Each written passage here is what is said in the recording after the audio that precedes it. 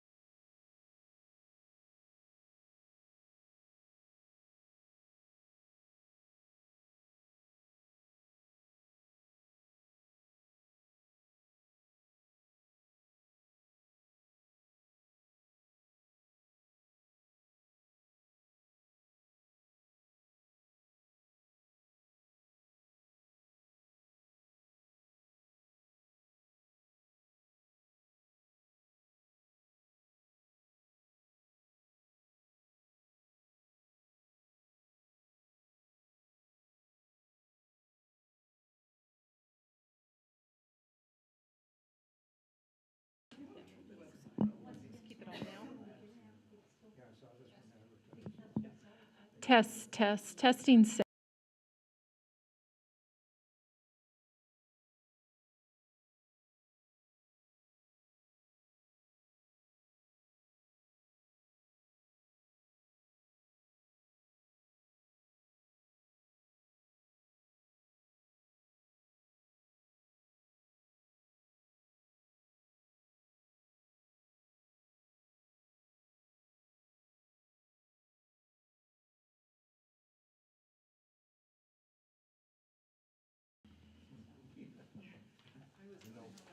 And who's going to cue me in the next 60 seconds that we're on? Is it you? Okay. Just tell me And I'll watch you. Okay.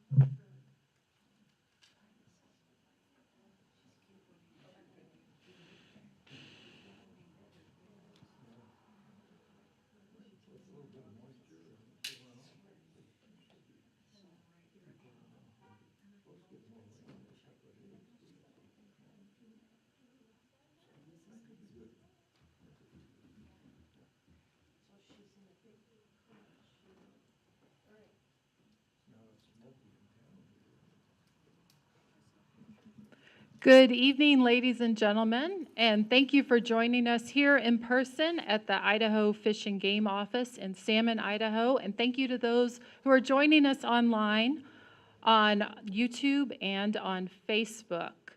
Today is Wednesday, September 14th, and this is the community meeting for the Moose Fire in Salmon, Idaho.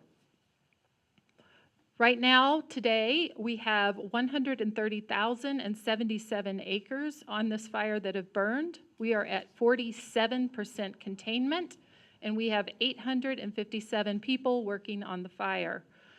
We are going to go through a few presentations this evening, a little bit about what's going on with the fire, a little bit about the evacuations, and some words from our agency administrators. And then from there, we'll take questions both in person and online. And when we get to that, I'll kind of walk us through how we're going to go through that process. So for now, the first person I'd like to introduce is our Field Operations Section Chief Trainee, Isaac Pounding, who will take us through an overview of the fire. Thank you, Mary. Good evening, Isaac Pounding, Operations Section Chief Trainee with Great Basin Team 1.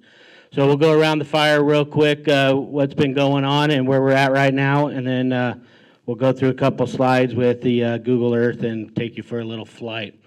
So starting off on the north end of the fire, up around the Panther Creek and the river corridor, all the way down to about Carmen area.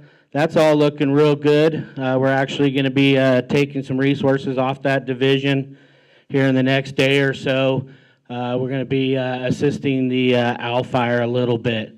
Yesterday when we did have the rain, however, we did get quite a bit of rock fall along the river corridor road, and those guys spent quite a bit of time yesterday knocking that rock off there, and they continue to monitor that and try to keep that road clear.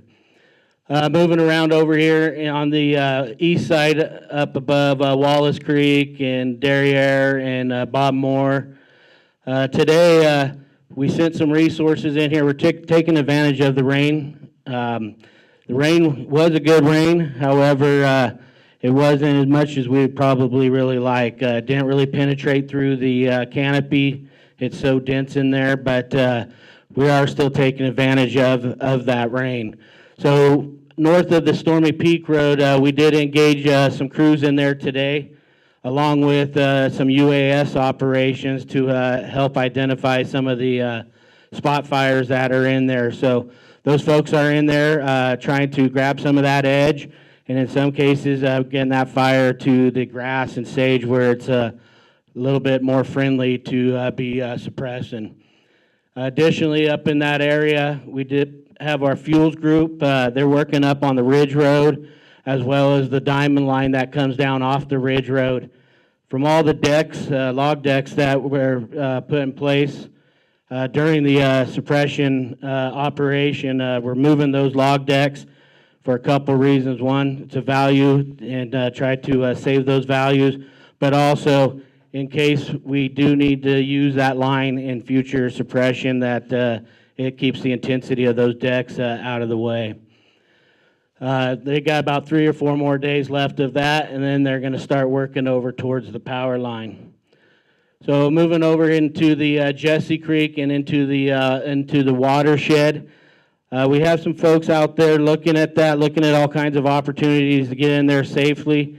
And right now, with where that fire set up, the amount of spots that are out there, we're having some challenges to insert firefighters in there safely. So, and you'll get to see some of that with the Google Earth.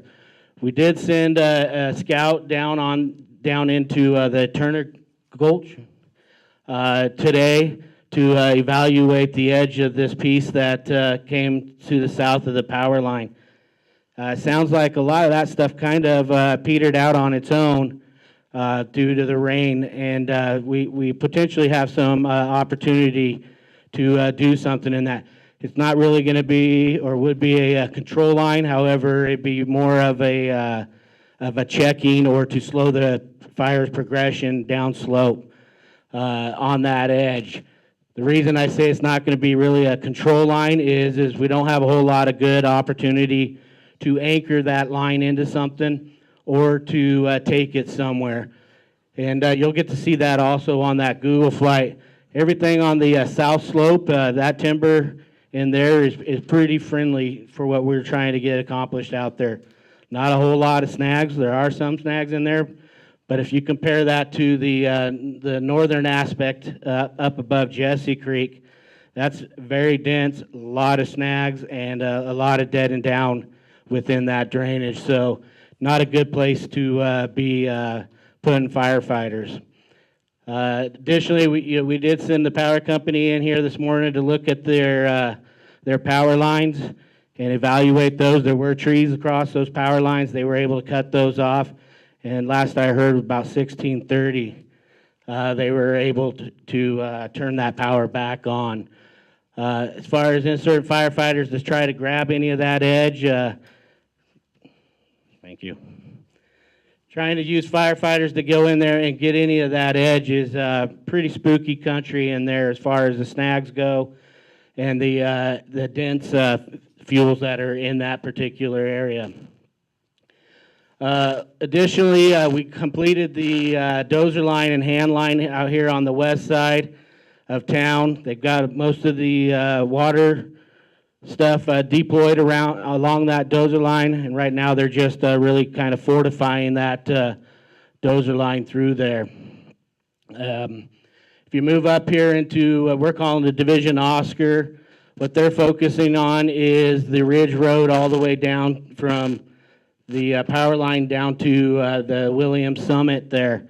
They're deploying a bunch of pumpkins or water tanks, as well as some water handling stuff, just in case we do have to use that in the future. Additionally, they're prepping the Williams Creek Road from the summit down to the east, down towards the bottom of to the flats there. And that prep is going real good along that edge. Moving up here into the Leesburg area, the Leesburg group, they've been really fortifying their water handling equipment that's up there on the east side of Leesburg itself. Additionally, they've gone into the Moose Creek Road or the 300 Road and went in there and fell snags or hazard trees to eliminate or minimize the hazards to folks utilizing that road. Additionally, along with some of the resources from the Oscar group, they've gone interior in here and are trying to look at some options, kind of similar to what we're talking about over here, to see if there's something we can do in there to check that up. But again, that's pretty thick country, a lot of snags. So at this point, we're just looking to try to put a plan together on that piece there. Going out west of Leesburg, out towards Panther Creek, That whole line looks real good. We're feeling really good about that. We got just a small little piece that we're trying to close up with some mopping up and securing that edge there. Additionally, we have a road maintenance group, which is really focused on maintaining the road along the Williams Creek, Deep Creek side, as well as the Moccasin Creek Road or the 098 or 242 road. And those folks are, the cut's been put in, and now they're just finishing up the chipping that's along that particular road. And I forgot to mention up in Division Mike, this little piece that's here just below Jackass Ridge. We also engaged a crew in there to evaluate that and to look at options in there to secure that edge to minimize any northern progression up towards the Moose Meadows area. And we had some folks in the Moose Meadows area just checking the water handling and stuff in there as well. So now we'll go take a little flight.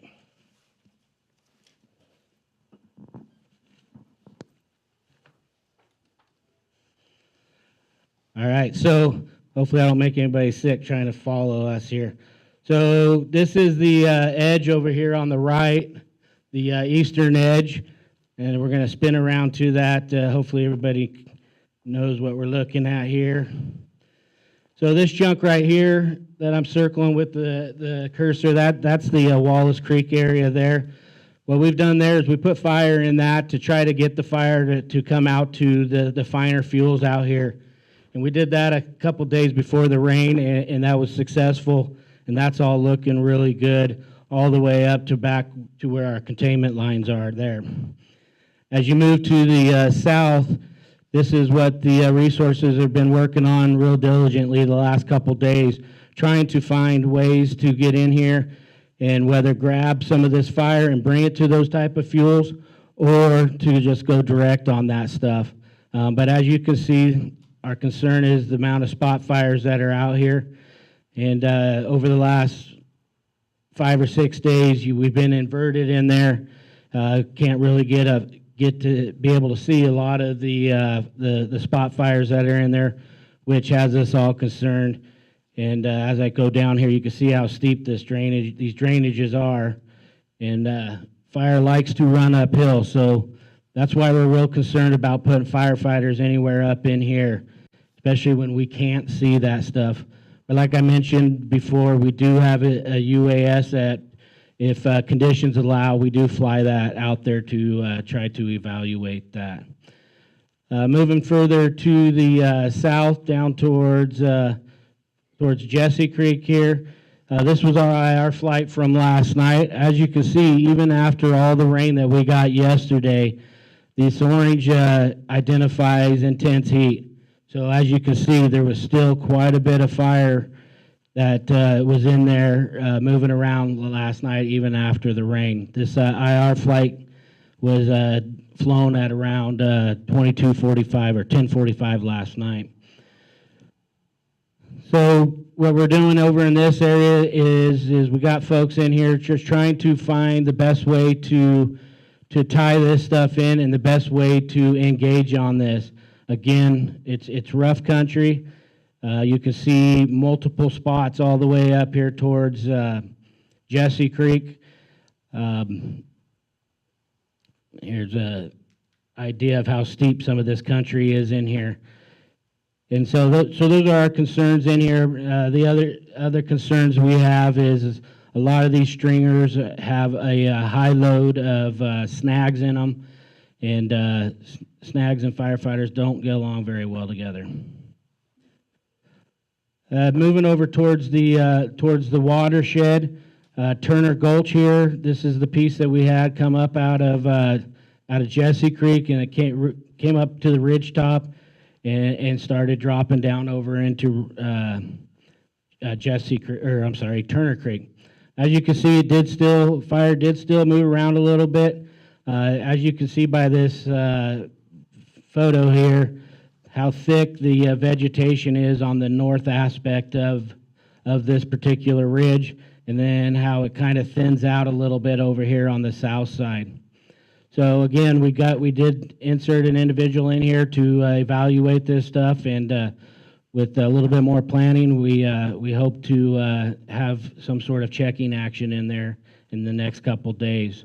There's a lot of things to consider when we do deal with this. For example, we got firefighters that are in steep country. If something was to happen to a firefighter, how would we get that firefighter out? So these are all the things that we have to consider. And with the air quality or the air that we've had in there, that definitely is a challenge to do. Moving over here, give you a view of the stuff that's in, that's east of Leesburg, up in the Annapolis and Saw Pit drainages. Not a lot of fire intensity showed up on the IR last night, but as you can see along this edge, it's very thick country in there. And so we're still just trying to safely evaluate that, and you can see how steep some of that country is. We have put a pretty good break along the power line, and it comes down here to the west here, and then it follows the ridge line that back down into Leesburg itself. And the resources have been monitoring this edge right here, just in case we do have to do what we call keeping square. In other words, burning this edge here so we don't get a fire run back towards any of the infrastructure here. I think that concludes my presentation.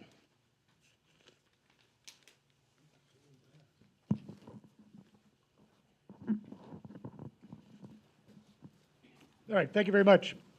My name is John Kern, Fire Behavior Analyst, working with the team here. So yeah, we did get some good intel there from Isaac, and agree that rain was nice, but not a season-ending event. We got about 1/4 of an inch to nearly 1/2 an inch out there. It was a good duration. It's better to have your rainfall over many hours to have the fuels soak it up so that it's inside those fuels and really helps them, resist fire from then on, to really have it soak in, be like a wet sponge out there. But it really was only about 1/4 of an inch of rain up to 1/2 an inch there, so not all that we wanted. There is a little bit more rain in our forecast for the next few days, and we'll talk about that in a little bit. The rain did help a little bit too. It actually brought some of the particulate matter that was up higher in the atmosphere, and unfortunately brought it down. Our visibility is a little bit better, air quality is a little better, but still in the unhealthy category for us, but should be improving as we have fewer and fewer of the hot spots out there generating smoke, and as we get some more air movement around here. We were hoping to get another couple showers today, but those kind of were both to our east and our west out there, and didn't see them over our fire just yet. As Isaac did point out, there still is heat out there from the infrared flight that we had last night after all that rain. Still heat out there, especially in those heavier fuels. We look at our different fuel sizes, from the grasses and needles that we call 1-hour fuels because they react very quickly, up to 1,000-hour fuels that take weeks and weeks for them to notice changes in the atmosphere. So these long-term droughts that we're in now, those 1,000-hour fuels are still at the 90th to 97th percentile, which means drier than they are 97% of the time. So there's only 3% of the time that they're any drier than what we're seeing right now. So they're still out there, they're still smoldering, still going to be a source of heat when things do dry out again later on into next week. So we worry about that. As we look at what our effects were of this fire, or rather of the rain. Where did that neat pointer go? There we are, I got it, thank you. Here we go. And so what we're looking at here is what's called energy release component, and that is how much energy comes off, how much flame, how much heat comes off of our fuels when they are consumed, when they catch fire. The higher that number, the more heat comes off. The harder it is to get close to it, the more heat that's shared with the next piece of fuel next to it, making it more likely that it catches fire, and it makes your fire move faster, be more intense, take more water and a wider gap in order to put that fire out. So the higher those numbers are, as you can see as we moved through July here, out into September, then all of a sudden, there's yesterday's rainfall for us, dropping us down from near record ERCs up to that red line's the driest it's ever been, the highest of those ERCs have ever been for this date going back 20 years, dropped us down to a little bit below the average number, and that's really good for us. But what does it mean, going out into the future? Can it rebound? We've seen it rebound before, and you can see some of the minimum numbers, just that the fires can get wet and then come back again. So we're going to have to prepare for that, that's for sure. So our next slide showed us what does that do. This is using one of the fire behavior programs, Behave here, where it's talking about flame length. If we have really dry fuels like we had the past months that this fire's been going, then you will have flame lengths of, in this example, 14 feet of flame length. But as we get wetter and wetter fuels, this is the 1 hour fuels along the bottom there, as they get wetter and wetter, those flame lengths come down to the point where the fire won't even burn if we can get out to about 15% fuel moisture, which would take quite a bit of rain, quite a bit of humid days and humid nights, and we're enjoying that. We did have good humidity recovery last night, and we hope to again tonight. So all those will help us get to a point where our fire activity slowly lowers until we get to a season-ending event, which may be off in the future. So, okay, so that's what the effect is of that moisture. Our next slide says, so again, this is this year's line is this green, went up, dropped with the moisture of our rain here in the first week or so, second week there of September. So the next slide shows us, by example, 2017, where we had our fires come up. These triangles represent days when we had large fires start, so similar to this year, having some large fires out there. But this is a nice example where in the first couple of weeks of September, the ERC dropped with some rain, had a little hitch there, but then dropped and stayed below average the rest of the year, and you don't see any new large fires starting in that particular year. So we hope, but that's not an operational aspiration there. Hope alone is not a practice. So that's 2017. We like that. What's the next example we've got? Next slide is 2011, where we had a similar drop, a rain event here about that second week, but then it recuperates. It comes back up nearly to the 90th percentile, and we did have yet another large fire start all the way into the middle or end. It's about the 1st of October there. So that could be our future. And looking at the weather forecast that I got from our meteorologist, we are looking for chance of showers and thunderstorms tomorrow. Into the weekend, into Saturday, we're hoping to have some more chance of showers. But then Sunday, Monday, Tuesday, not as cool as they had been predicting, and less chance of rain for those days. So we're thinking dry Sunday, Monday, Tuesday, getting cooler. They tell the Florida guy coming in for Wednesday, Thursday, and Friday. So we could have temperatures down around freezing later on in the week there, and that'll help a little bit. But that only gives us that. So let's see the next slides where we're talking about some of these. So if we look out 3 to 4 weeks, and even the Weather Service says, they have a strong confidence, they say, in a 1 or 2 day forecast. And when they say it's going to rain in 2 days, yeah, it probably will. But when you get out 3 and 4 weeks, they are looking at climatology and averages and things like that. So looking 3 to 4 weeks out, this side is temperature, and we're about equal chances of above being warmer than normal or colder than. So we're going to be about average temperatures here. And then the same is for our precipitation. Not any big signal saying it's going to be really wet the next 3 or 4 weeks. We don't see any of those triggers. We don't see anything that says extremely dry either. So we're going to be about average. And average rainfall for September and October out here is about 1 inch of rain. So it's not a significant amount in any event. So no real signal saying a big wetting is coming, season ending, that sort of thing. So we're going to plan on, we'll take the respite. We'll make good advantage of it. We're seeking out opportunities to lock this up as best we can, but we don't see anything saying that it's over, that's for sure. We're not quite there, but we will take that moisture. Thanks.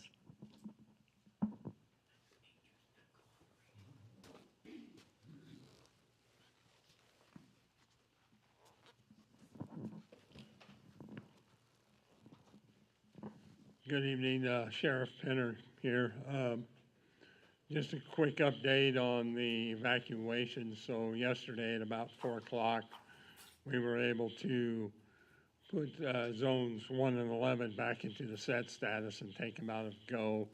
So that's a good thing. 12 and 13 are still remaining in set, and the rest are in ready. So the other thing, the Diamond, Stormy Peak, Black Rock Road, Leesburg Road, and now also the Molly Mountain Road, or Spring Creek, like we call it, those are all closed. I know that we've been getting a few questions people have been asking, you know, what zone am I in, or am I in a zone? And once again, just lemhicounty.idaho.org, there's a lot of information there where you can view maps, look at the zones, see if you're in one. And if you're not in a zone, that's a good thing. That means that we don't feel the fire is going to be a problem for you or threaten your property. And so that's, you know, if you're not in a zone, that's a good deal. Also, the code red, there again on that website is also, it has instructions to, you can sign up for that where we can contact you, you know, if your zone, if the status changes in that zone. So that's all I have.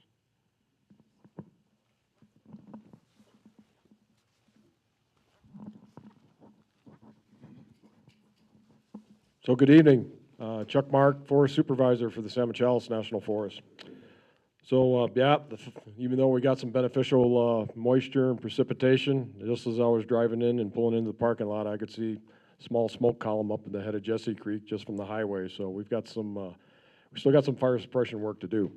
So what I'm going to show you, and I know you can't read this, but that's fine, is a fire weather matrix that John uses as a fire behavior analyst, and the IMET, the incident meteorologist, uses for their forecasting and predictions. What's important here is the colors. And I think maybe you can probably see the colors. There's a lot of greens. That's good. That means higher humidities, more clouds, greater chance of precipitation, cooler temperatures. So that helps us, and I know Isaac did a really good job of describing this. That helps us deal with the fire on our terms. And that's, I think Isaac, outlined those plans very well over the next couple of days, where we're going to try to gauge the fire on our terms, where we can do it safely. And hopefully we can, contain as much as this fire as possible, because it's probably going to dry out again. I don't think we're quite there yet. I'll be the first one to say, hey, if I'm wrong, great. If we get a, next week or the week after, if we get what we call a season-ending weather event with cold temperatures and a lot of precipitation, I'll be the first one at the head of the line saying, great, and I was wrong, and thank you to Mother Nature. So, but this is encouraging, because not only do we have the fire weather in our favor for the next 5-6 days, but we also are heading towards shorter days. We're heading to shorter days. The sun angle is going down. We've got a shorter burning period. All that contributes to taking energy out of a fire such as this, out of any fire this time of year. So that's really positive.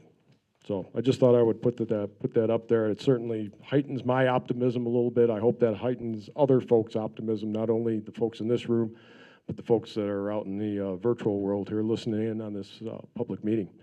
I think the last thing I have to say tonight is, and I heard from not only a couple friends, but some other folks in and around the community today, and which keeps my optimism high, is the support and I'll characterize it as overwhelming support that we have had for trying to suppress this fire over the last 9 weeks, especially for the firefighters on the ground that are doing the work, and for their incident management teams, which a lot of the folks in this room tonight are part of Evan Quo's Great Basin Type 1 team. Having that support, you don't know how much that means to these folks being away from home as long as they are, as they are when they come to these incidents, for as long as they have to spend away from home, and for those firefighters on the ground.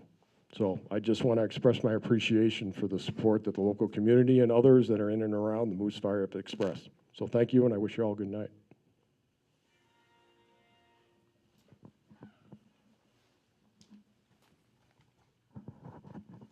Thank you, Chuck. Good evening, everybody. Evans Quo, Incident Commander for Great Basin Team 1. So I just wanted to summarize a few things, a few takeaways from this meeting, what you heard about tonight. So the first one being is that we are engaging where we can, and safety is a big concern. Isaac showed you where we are engaging, but he's also showing you or using that Google Earth view of what some of the challenges that we face are. We do have 2 plans in place. The first plan is the plan that Isaac is talking about, where we're trying to engage the fire closer up, higher up on the hill, so it's farther away from the community and your homes, trying to keep it off the power line as much as possible, keep it away from the mines. That being said, if we're unsuccessful in being able to completely stop it, And there is a chance that it could still come down the hill. The other plan that we're working on is at the toe of the slope. You know, the dozer line that goes around everybody's homes all the way from, you know, the Savage Ranch Road area, Diamond Creek, Wallace Gulch, all the way down kind of to the west of where the fairgrounds is, and then up to where the above Bar Hill, and then around the water treatment plant. And that line continues on farther to the south, mostly following the Forest Service boundary until we get to Williams Creek. As we described the other night, that's our final line in the sand, because we're right up against town, a lot of homes, a lot of values and things that we want to try to protect. And we definitely don't want fire in that area. So we're working on both those plans at the same time, and then simultaneously, we also have enough people right now to be working on trying to keep the fire north of the power line that runs all the way to Leesburg. And that whole area, I believe it's Sharkey Creek, where the fire is coming up out of Napius. So that's another area that is a high priority, because if we can keep the fire north of the power line, we don't lose the power to the mines. We also protect the mines, and then also the Jervois mine to the south, and the other one, the cobalt mine. So I think if we can keep on working on those efforts, that's our intention and our goal. There is some uncertainty with the weather, though, and as a lot of the charts that John, our fire behavior analyst, showed you this evening, showed you 2 different years, where one year fire season pretty much fell off sometime in September, like right about now, but then there's also other years where fire season continues well into October. So which one do we gamble on? Not being the type of person that wants to gamble with all your values, your communities, we're going to default to the worst case scenario, where fire season goes well into October, and continue the plans that we've put into place, continue to try to go after the fire where we can engage it safely. Because I don't mind sharing with you that some of my concerns is, you know, when we time out in about another, I don't know, 8 or 9 days, we don't want to leave you guys with fire hanging up above town. And then if we get back into a hot, dry weather condition with possibly some winds, we have a repeat again of what happened on September 7th. That's the last thing we want to do. So whether or not we're going to be able to accomplish all that during our time, that remains to be seen. But certainly we'll be having conversations with the forest and the BLM and the state about who should replace us when it comes time for us to time up. But that's still down the road. One other thing I want to point out is this continues to be a full suppression fire. And just, again, reading some of the comments online, there's still this little bit of sentiment out there that we're letting the fire burn, we're monitoring. It's not the case, you know. So it is true that on the Salmon Chalice there are places that within their forest plan they allow fire to play its natural role, but that is more farther to the west in the wilderness, in the Frank Church, closer to the urban interface. In the Front Range especially, all along the River Canyon corridor, it's full suppression. And I've spent a lot of my career more in the early 2000s up that river or down that River Canyon putting fires out. And this is the same thing. We are going after this fire, but as I said earlier, we're taking action where we can, and the main reason is for safety reasons. So there are some places where we may not be taking actual action, and we're letting the fire come out to the lighter fuels. So I guess you could say we're letting it burn in certain places, but it's under controlled circumstances with resources on standby, working that area, prepared to take the action, but we're not just putting a webcam up there and watching it from afar. So we actually have people physically engaged on the ground.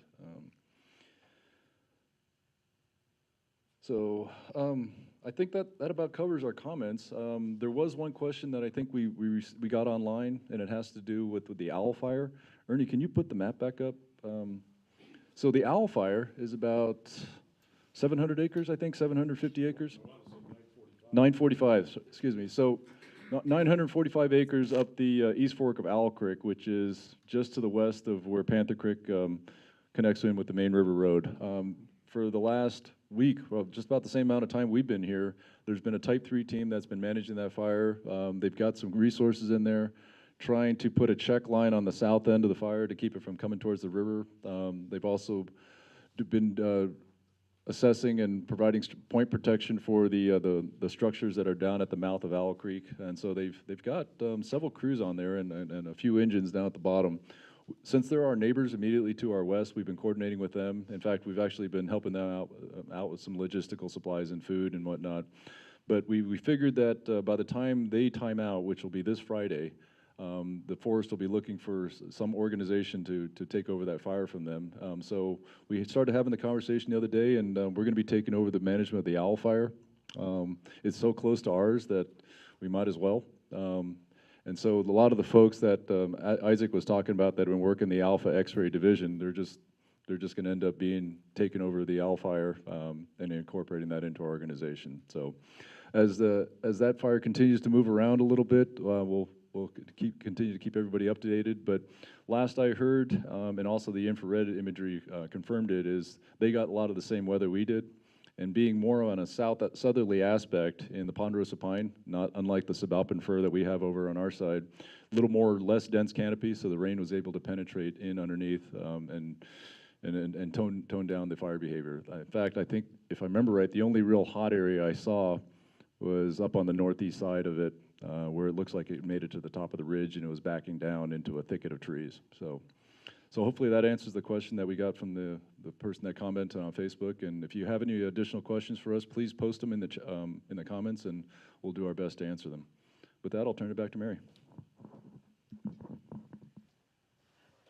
Thank you, Evans. We're going to give online a chance to see if they have any questions. So I want to turn to if anyone in the room has anything for the subject matter experts that we have here. Happy to take those questions.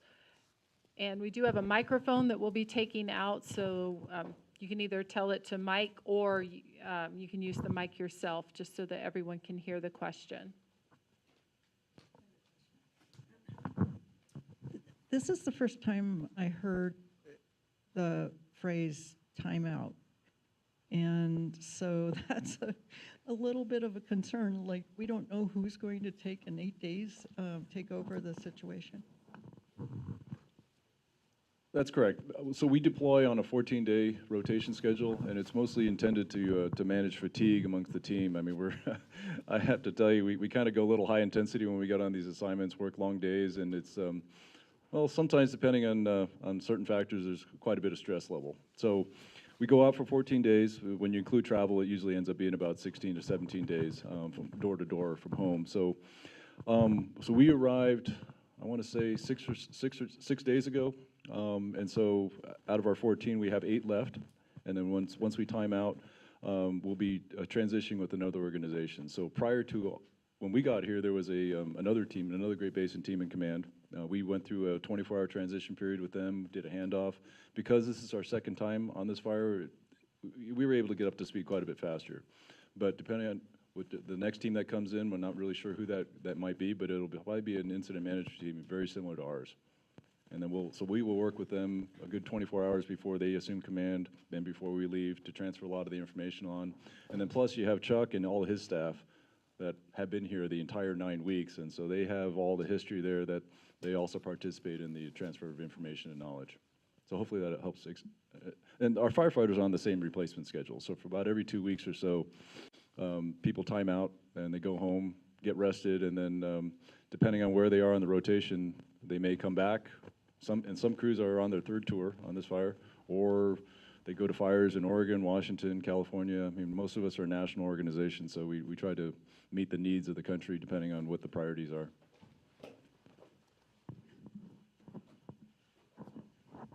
Thank you, Evans. We have another question right here in the front row. The fire line that's if I'm looking at it there, it's coming out of Jesse Creek and then heading north. Can you turn around, point that up? Yeah, that whole line going up along that whole ridge right there. That's and a long line. Okay. Can you point that out again? And take that all the way up north and come to the east a little bit. That whole line. Is that all burning downhill, downslope? All of that stuff. Bring your pointer down. All of that. Is that all downslope fire? Do you want to take that one? Yeah, so just to make sure I'm on the same page as you, you're talking this flank right here? Yes, sir. Yes, that's all downslope, fire right there. Okay. And then my question is, how much of a threat is that to, salmon itself and then Tower Rock and getting up into that area up there? I'm not familiar with Tower Rock. Across the highway? Okay, so there is threat still. Right now, we're feeling real good. As Evans mentioned earlier, we've got resources engaged on that edge right now, trying to secure that edge. Additionally, the line that we have at the toe of the slope, we feel real confident about that, just due to the fuels that are down there. It was grazed very heavily, so the fuels are very light down there. But, as we've seen on this fire, it can spot. The good thing that we have being downslope is it's going to minimize the amounts of any big runs running uphill, which lost a lot of those spots. Does that answer your question? Yes, it does. Thank you. One more quick question on the owl fire up there. That's an upslope. That's an upslope fire. Yeah, possibly get away from you. Go clear up the ridge, clear to Montana. And Possibly. I am not familiar with the owl fire, so I will let Chuck have that one. So that's certainly a possibility, but it's burning within the Mustang fire scar from 2012. So, this is my estimation. Yeah, it probably is not going to do that. I think that's a low probability. Okay. All right. Thank you. Rats. Oh, horse fire. Anything in particular, or just? Okay, the update on the horse fire, it's about 90 acres. Again, it's burning in the Mustang fire footprint. There isn't a lot of forest canopy, so whatever moisture fell on it penetrated, and so it's certainly not doing much, the last couple of days.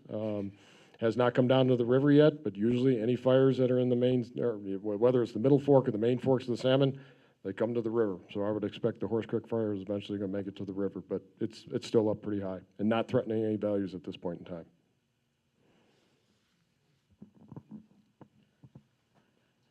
Thank you, Chuck. And then there's one more question that we got online. What are the fire effects on the UP Lake? Is that? That's just south of Wallace Lake. Just south of Wallace Lake. So do we have any intel on that?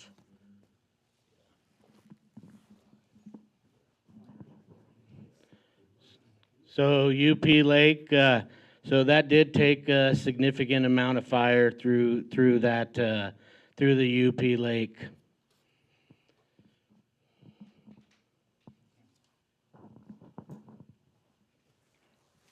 And we do have another question in the room here in the front row. Yeah, quick one. What are we looking at, the effects on wildlife up in that whole area? So the question is, what effects did the fire have on Yeah. wildlife? Yeah, elk and deer. Are we seeing really decimated up there, or what? Okay, we've got an expert coming up here for this one.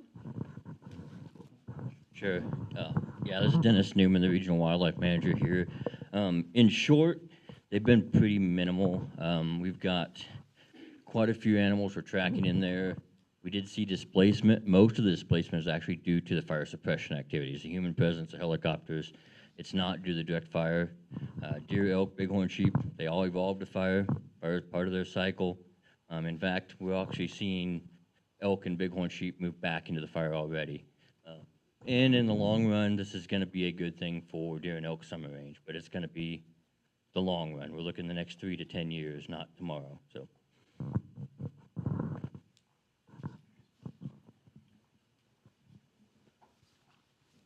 Thanks for that. And it's looking like no more questions online. Any other last words in the room? Well, thank you for attending the community meeting, and we will let you know when we're having another one in the next several days. Thank you.